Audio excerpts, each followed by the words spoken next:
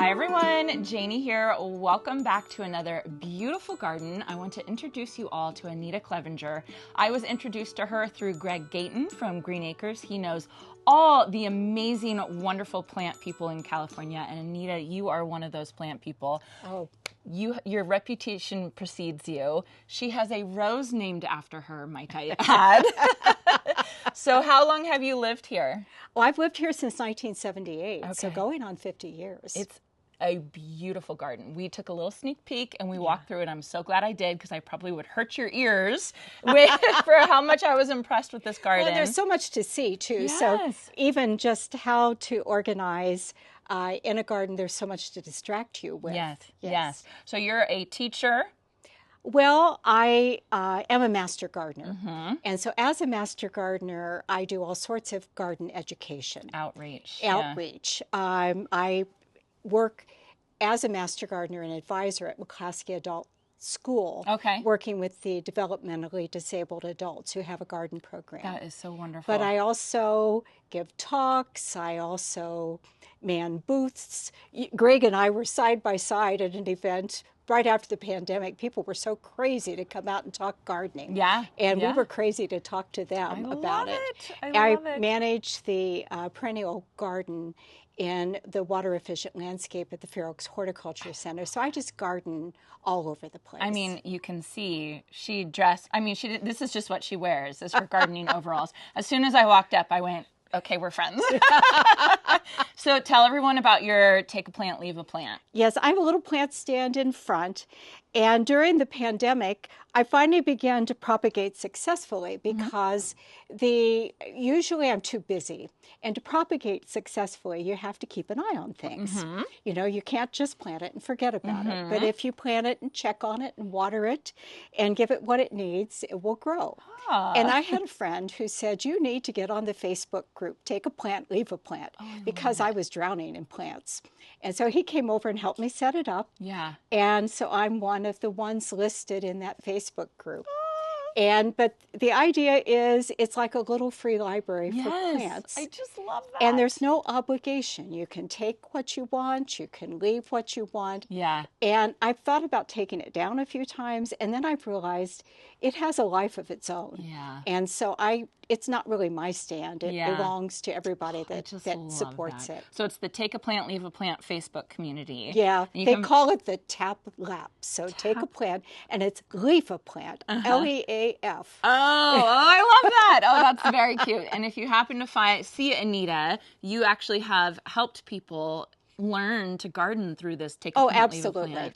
Which I just think is amazing. And I was telling it, I've got a little note on my fridge that I got at Christmas time. A little girl was at my door, and it was a thank you note for the plants. And the mother said, your plants make our house feel like a home. Oh my gosh, I so love sweet. that. Because sometimes you go to a garden center and you have to invest the money and am I going to kill this plant? Am I going to be able to take care of it? And you're just getting people over that starting point. Right. And many of the plants that are left don't have any names. Sometimes I don't know what they are. But if I put it out, I put the botanical name and the common name. And that's why I sometimes kind of pounce people too. So if I see them out there, I want to be sure they know what they're getting and what the plant needs. And the person who says, this tomato will be fine in a shady spot, won't it? I gently take it out of their hand and say, no, it won't. Let me educate you on this.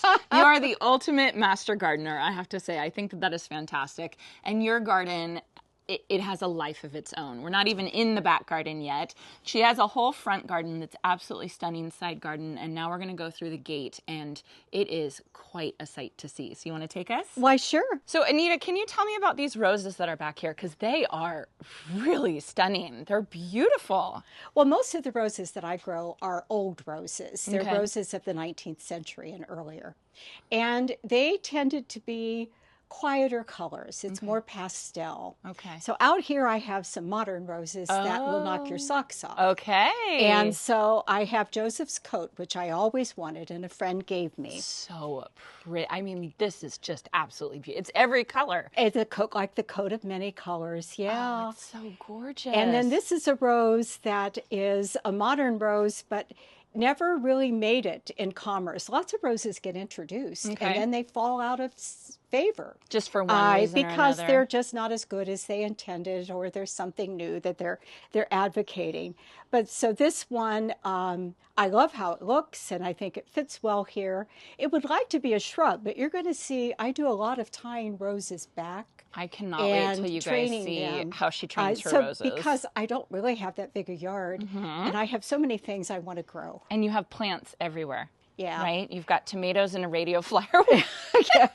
Well, you got another tomato over here ready to go. Well, that showed up on my plant stand. And it's a grafted sun gold. Oh, interesting. So I'm going to give it a try and see how it does. Oh, nice. And these I grew from seed. They're especially nematode resistant. Nice. So I have problems with that in my garden. Yeah. But then I give them away only to people that have the same problem. The same nematode problems. Yeah, because if they think they can't grow tomatoes, they probably can grow this. Oh, I love it. Do you know? So I grow this from seed. It's Parks the name? Improved Whopper. Parks Improved Whopper. So I order the seeds. I have a neighbor girl that helps me. She helped me plant the seeds, and then she comes and monitors, sees how they're growing. Oh, I love it. She came for the Easter egg hunt 2 years ago, and her dad said, I think she might like to help in your garden. And so we've been doing it ever since. She just turned 13. Don't you love that you're sharing the love of gardening with people? I mean, that is so special. I didn't learn the love of gardening until I was in my 30s. Had I known it when I was 13, it would have been completely different. Well, there was an old woman that grew the spider flower, the cleome, and she gave me seeds for that. Yeah. And so when I was a girl, I grew those. That's what got you started? Yeah. I just love that. I love it. All right, let's go in your garden gate. This garden gate is absolutely stunning. It is so romantic. And do you want to go first or have me? I'll go right behind you. Okay. Oh, Anita, look at this. This to me is like a secret garden because you don't realize, when you look at the front of your house, you don't realize what's back there. Well, and sometimes people are at my plant stand and I kind of drag them in. Yeah. If they really are interested in gardening, I say, you got a minute? You got to come see. You got to come see this. Oh, yeah. There's just so much to show. And I'm trying to go slow and not move the camera around so much. But first off, I have to talk about what is not coming across on camera, which is the scent of your garden. Your scent is incredible. How? Why? How did you do that? What does that smell? I think it's a blend. Yeah. And then some of it, East Sac just smells good. I bicycle, and Walt and I, my husband and I, when we bike or walk in the neighborhood, talk about how good the neighborhood smells right now. Because there's star jasmine starting to bloom. There's citrus blooming. Yes. There are lots of things in bloom.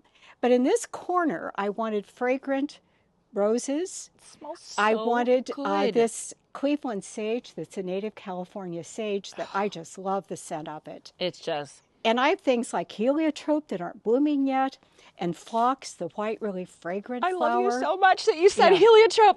The heliotrope's one of my favorite scents in the world. Yeah, with that vanilla smell. In the morning. You see it here? It's going to come.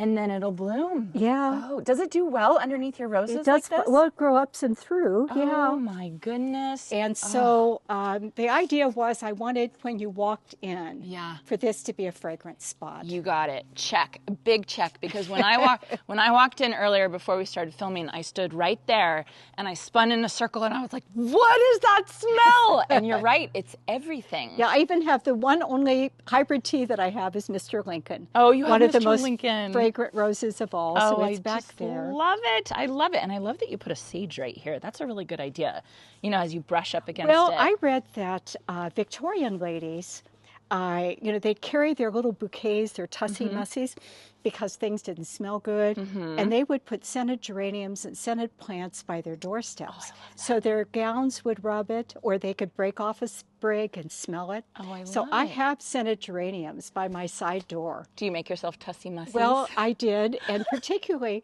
when I worked. Because then I could take it in, have that fragrance with me when I wasn't able to be outside. You are such a gardener. I love it. I absolutely love it. So I don't even know where to start. Usually I expect, this was designed to walk through the ornamental part. Talk about the roses that are on this arch, because they're beautiful. Well, this one is Phyllis Bide. It repeat blooms. Linda Knowles, a garden friend, talks about it as a house eater. It really would like to be a huge Yes. plant, but you cut it back, you reduce the number of canes, and keep it trimmed. Oh This my one's a little goodness. bit more modest. This is a noisette rose, probably one called Narrow Waters. Okay. And it's not as overwhelming. Oh, but it is so beautiful. And then the one behind it. Well, that's Lady Hillingdon. Oh my And gosh. Lady Hillingdon is from the beginning of the 20th century, and it's a tea rose, not a hybrid tea. Oh. And so they have what they call weak necks, so they hang down. Oh, And yes. so if you wrap it around a tripod like this or train it on a wall, then you've got where the flowers are looking down at you. They're looking right at you. Yes. This you just used rebar. This is Yeah. just like a tripod of rebar. This is beautiful. Yeah. This is absolutely stunning. Really, really gorgeous. And then you filled in some other thing. Is this wallflower? It is. Oh my gosh, that is gorgeous. Really pretty. Okay, now let me go back over here. This is such a gardener's garden, Anita. Like, you can see that you've touched every single part of this garden, and I love it. You have forget-me-nots, right? You have sweet peas. You have nigella coming through. It's just And beautiful. then the phlox will start blooming right about the 4th of July, bloom till October. Oh, really? These white clusters of flowers. And sometimes the blossoms will fade. Yeah. And what you do is you just give it a shake. Yeah. And then there's fresh buds and it will bloom all over again. And so this, again, I put them in here because they're fragrant. Yeah. And old-fashioned, but they're also just And so rewarding. And phlox grows well for you here? yeah. Oh my gosh. Yeah, this one is one called Mount Fuji, and Okay. it doesn't get the same amount of powdery mildew that Okay. some of them get. Okay. I am so happy I'm talking to you right now because I'm making mental notes of everything that I need to do. I've always been scared to plant phlox in my garden, but I'm going to do it now. You know what I mean? Like, I'm absolutely Well, gonna and do if you it. want a little start of this, it's definitely Yes. available. I'm gonna stop by. I'm gonna be a creeper and stop by and leave a plant on your Yeah, your thing. but people also walk through and make their lists, especially my friend who started me with the take a plant, leave a plant. He used to come Yes. through and kind of make his orders. Oh my And gosh. that was okay. This is so beautiful. Okay, so tell me about this one. Oh, smell that one. Okay. Oh, it's just gorgeous. This is one of the roses most beloved in the South called Cotilde Super. Oh. And here it will get mildewy and it will ball. It doesn't open as well. I think it wants more humidity. Oh, interesting. But so generally the next flush and then all the way to winter, the blooms will open better. Oh, gosh. But it's just so fragrant. And it's such a beautiful spray of roses. Yeah. Absolutely gorgeous. And then what's this underneath it? That's just a coral bell, heuchera. Man, this is so pretty. This is really just. It took me years to learn how to say it. Yeah, the Yeah. heuchera. So she has wisteria over this patio area. How old is the wisteria? As old as Oh, you've lived? 1982. Oh my goodness. It's We got married under that. You did? Yeah. Oh my Yeah. gosh, I love that. How romantic. Oh my goodness. I was just saying when we were walking through that I want to come and garden with you in this garden. This is the type of garden I want to spend all day in. And then Walt bought me this statue for my birthday, probably 6-7 years ago. She's beautiful. And she just made the garden. Yes. We didn't have anything in this spot, and we put her there, and She's welcoming you in as you come down and the you pathway. see her from every angle. Yeah. Oh, it's just gorgeous. And hopefully you guys can hear. I don't know if you can, but is this an azalea? Yes. Just it's beh- 2 tree azaleas. Look at how gorgeous this is. And just behind it is another one of Anita's water features that are absolutely beautiful and give such an amazing sound. Oh, this whole garden. It's scent, it's sight, it's hearing. It's just really, Now, really do you beautiful. want to go ahead and walk through Yeah, the let's arch? go this way, and then we can come back and show your garden beds. Okay. And maybe come back through the Asian garden and into the Perfect. garden beds. Yes, perfect. Okay.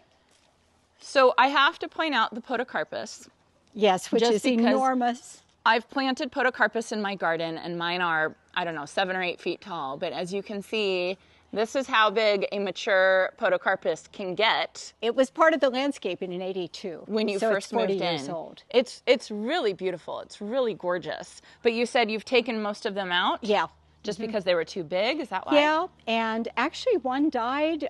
We had a big windstorm. I Oh. had 3 pear trees, and one just snapped right off. Oh boy. And one apparently rocking in the wind, Oh. it died. They said that probably the roots just pulled loose. Oh my goodness. And so then that left us a hole over there, which we'll look at the shed and see what I did with that. That's a whole another So, section of the yeah. garden. What is this rose right here? This beautiful peachy. Oh, that's a rose. Anna Olivier or Lady Roberts. These are tea roses. It's beautiful. Yeah. Where's the Anita rose? Oh, it's this big, and it's got one little bud. Oh gosh, I'm gonna look for a picture of it. Do you have a picture you can send me? Yeah. Okay, can you send it to me so I can put it can. on the screen? Yeah. So while we're here, because I just could not stop talking about this, the way that Anita trains her roses along, I mean, you call it espaliering. Yeah. Right?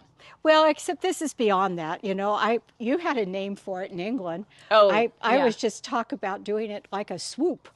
And you'll see there's another rose that I do kind of S curve on. It's, I mean, but I learned that in England, that you could, train it one way, and then train it back across. yes, and make the canes The support. and part of the art of the rose. Do you know Right. what I mean? Like when all the foliage is off of this, when you defoliate it, it's still going to be beautiful because it's is. going to have those It curly is. Q canes.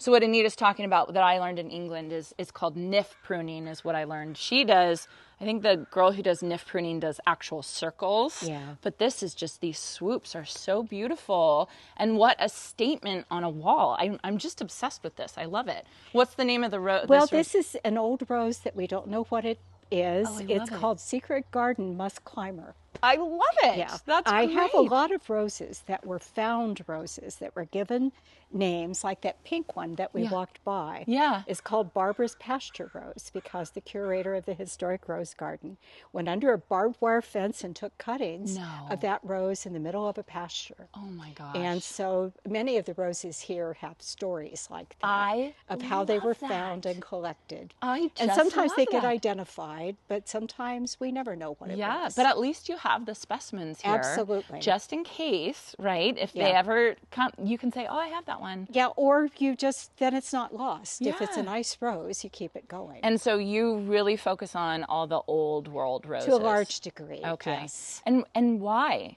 Is it just your passion? They're just so interesting. I like their colors. I like their stories. I like all the different shapes that they have.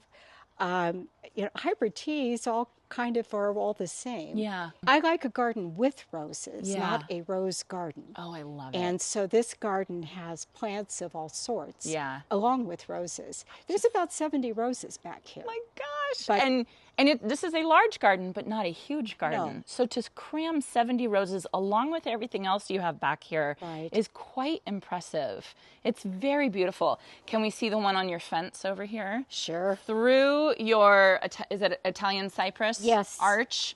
Let me show that. It is really beautiful and fun. So gorgeous. Now you think we're going to the side of the yard. There must not be much going on back here. Oh no, it keeps going in Anita's garden. Oh, tell me again what the name of this rose That's is. Sambrui.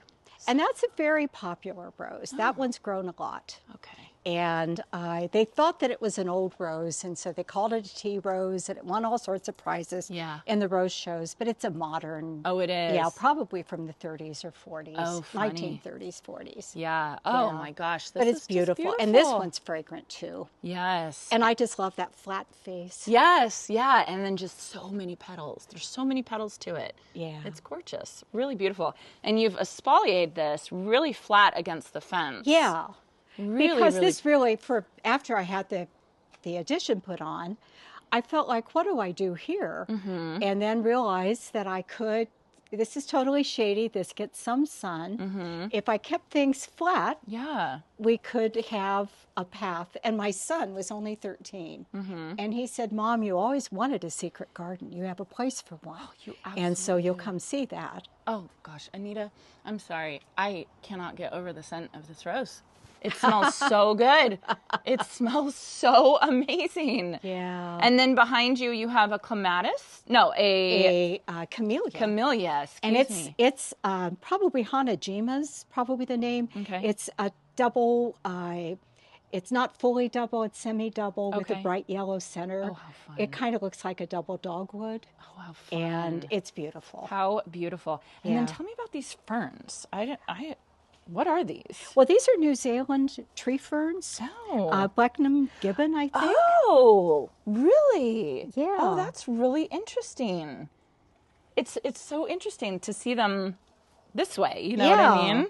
Yeah. It's gorgeous. It gives it a very secret garden-esque feel back here. Well, I love ferns, and so there's probably a dozen kinds of ferns Yeah. tucked in different spots. Wow. And I thought I couldn't grow them here, but Yeah. the right fern in the right spot does okay. It does. Yeah. Okay. The only one I've really felt like I've been successful with is the sword fern, right? And the western sword fern. And now Yeah. I'm seeing yours and I'm going, oh. Well, this is a southern sword fern. I Okay. didn't know any better. I'd have rather done the western. Mm-hmm. But the holly fern is another one that's really good. Is Now, it? Yeah. Okay. Oh, this is so pretty. Can you guys see the mirror on the fence behind her with the face? It's just so beautiful. And then let me show. Big reveal. Wow. It literally is a secret garden. And this is a native. This is giant chain fern. Oh, nice. So this is a native. So would you call this little garden full shade? Do you think it's full shade or? No, because there is a band of sun that comes in that way south. Okay. And so we trimmed this oleander back hard a couple of years ago. Okay. And then we rigged up some shade cloth because things were burning. Yeah. We think maybe this year there will be enough shade. But it's largely a shade garden, and it's intended to be. So pretty with the sun streaming through the Japanese maple. It is so pretty. I just love it. It's gorgeous. And then, is this clivia? Is that how you say it? Yes. Oh, it's just so beautiful. And then the best, I'm saving the best for last, of course, which is your fountain. Tell me about your fountain.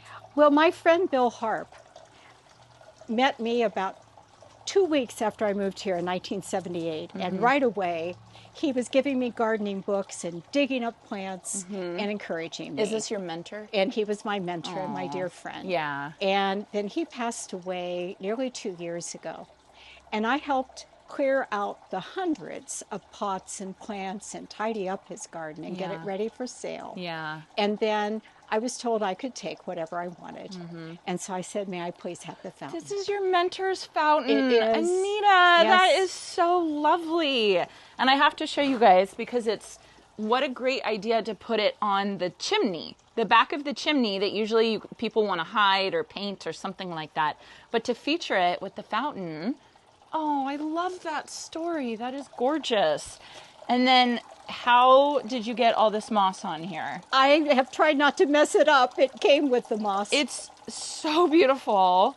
It looks like it's been here for 100 years. It is so gorgeous. And what a lovely story that this was your garden mentor. Yeah, this is a holly fern, and you'll see more of them This next one? to my deck. This one right Yeah, here. and that's just great in Sacramento. Wow. And that's a maidenhair. It is. Wow. What is this? Japanese painted? No, this is a Japanese painted. Oh, okay. This, I believe, is called an autumn fern. And so it comes in pink. out with that pink foliage to begin with. Pink. It is so pretty. I love this is your fern garden. I absolutely love that. This is absolutely beautiful, Anita. I hope it's coming across on camera. I always get worried. Yeah. Because it just has such a lovely feel to it. Do you guys have breakfast out here or Not often, really, Aw. because we really prefer the other side. Yeah, with all the Yeah. scent and the roses. Yeah, but we can see it. Well, and it's beautiful. yeah. Good job. All right, shall we go to your Japanese garden? Sure. Asian, do you call it Asian garden or? Yeah, I don't. When I was planning the garden, I would try to bring in landscapers, and generally we just didn't see eye to eye. And I got told it can't be a Japanese garden. It's not shady enough, and it just can't have all the features. And so I decided I would make it an Asian garden. It Good for wouldn't have to you. be the rules of a Japanese Good for garden. you. And I Yeah. design it myself. I love that. But I am not a garden designer. I'm a gardener who has a lot of ideas that I want to tuck in. I love that. I think that that's great. That's the type of stuff that I get really excited about. And then I have to remind myself that we have to put in some type of design. Yeah. Oh, this is so beautiful. Well, I do want some structure, you know, Yeah. and so I do have paths. You know, I want some order. Yeah. And because I don't want it just to be chaotic. Right. Tell everybody about counting your plants at night. Oh. Well, that's how I put myself to sleep some nights. Is I mentally go through the garden and see what plants. And I was saying that my niece, when she was designing her garden, said she wasn't going to have me advise her because I'd put in too many plants. And how many plants did she think you Well, should she have? said you should only have 7. You should only have 7 types of plants in your garden. Right. And she said, I bet you have 100. And so I then begin to count, and I think I have 1,000. I was going to say, I think you have a lot. I think we've just seen 100 just in the beginning of this video. Yeah, So. but there's at least hundreds. Yes. And the fun thing is, there's so many more. You can keep adding to it. Yeah, but I'm pretty restrained. Are you? If there's something that I need for a spot, but I'm not one of those that just goes crazy and comes home and says, I don't know what I'm going to do with these. Guilty. Yeah. And there's the holly fern that I told you. See how beautiful that is? It's really just gorgeous. Perfect there. And then let me show you all the wisteria. What happens when it's been here for 40 years. 40 years. Wow. It is gorgeous. And you can see just the finishing. It's just finishing blooming. Oh, just so beautiful. I can't believe you got married here. That is just the most lovely thing. Okay, I'm going to cheat and walk over here. Okay, good. So we can see you.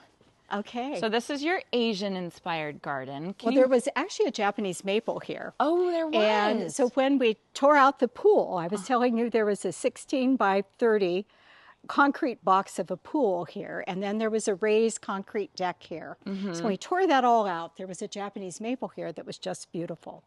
And we'd always wanted a Buddha. Yeah. We saw the Buddha in the Golden Gate Park. Oh, yeah. And clowned around with it. I had a picture of my husband's pose next to the Buddha, just like I'm sure many couples have done. Yeah. And so then I found this Buddha, and we said, well, let's do an Asian garden. I love that. Underneath the Japanese maple. Yeah. So then during the pandemic, we weren't traveling.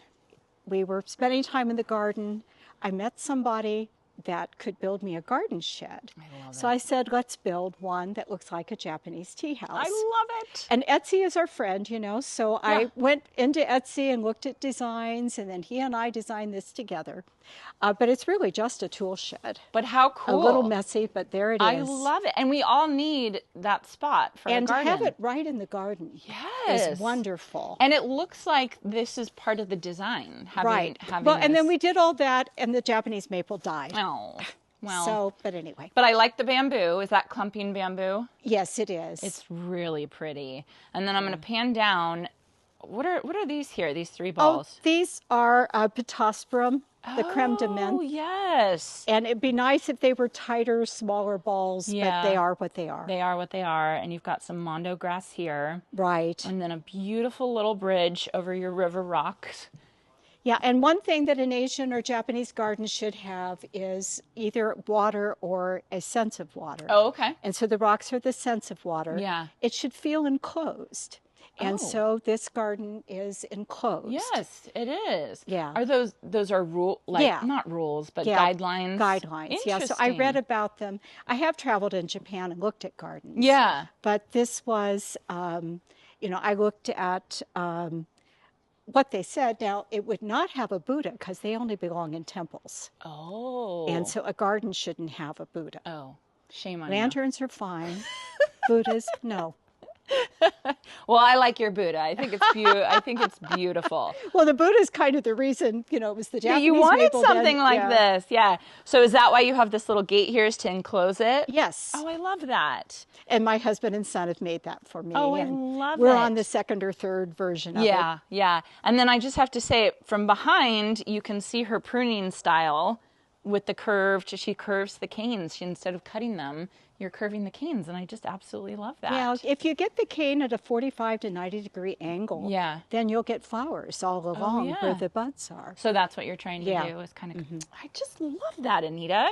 Okay, I need to come through this way. I need to show this arch, this rose arch from the other side. Well, and this one you can't see as well because it's leafed out, but this one truly is S-curve. Oh, really? The man that helps me prune, he prunes them, trains them on every little cross piece. Oh my gosh.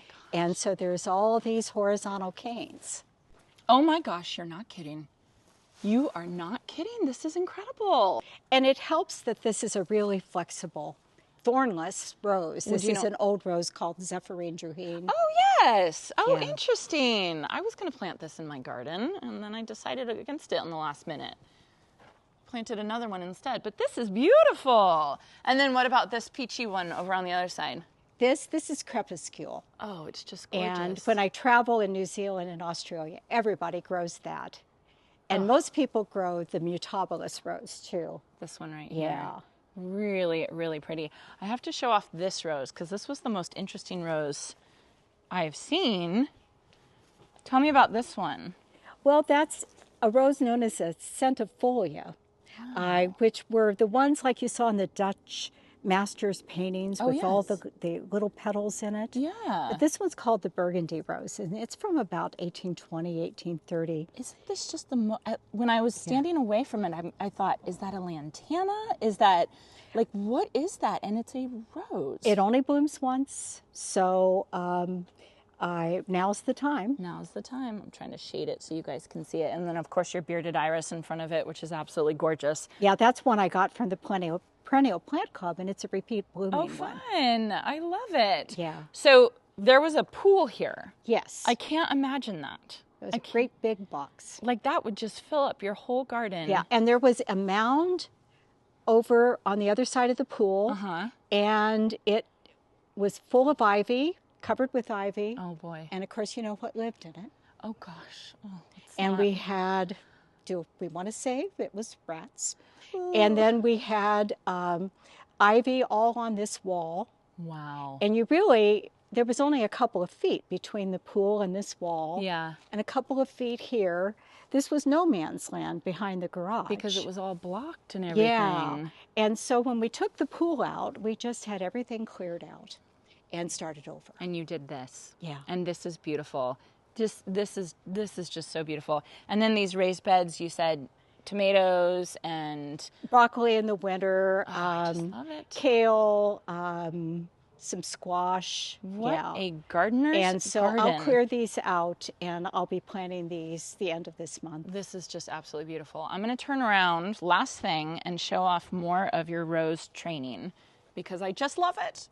I just love it. What's this rose right here? Well, this is Alba semiplena, which may be the white rose of York.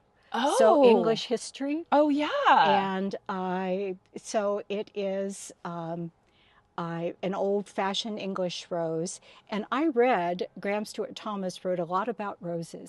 And he said it grew well on a north-facing wall, that it didn't need as much sun. And so there I decided to try it. There you go. But because it wants to get big and floppy, Yeah. then we swoop it. We train it as an espalier. Look at how beautiful that is. And then right in front of it, you can tell that it's definitely north-facing, is a hydrangea. Right, an oak leaf hydrangea. And say again what the name is? It's an oak leaf hydrangea. Oak leaf hydrangea, okay. These blooms are going to be absolutely beautiful, but I just love the roses in the background. Anita, thank you so much. You're welcome. For letting us be here and see your beautiful garden, and thank you for letting me smell your beautiful garden. You're welcome. And thank you for being a master gardener and training everybody and getting everybody interested in gardening, because I just think that this is so important to see this and to see someone like your passion. It's just wonderful. Oh, well, thank you. So a huge thank you. I hope you all enjoyed this, and I hope you all have a chance to get in your garden today. Okay, bye now. Thanks so much for coming.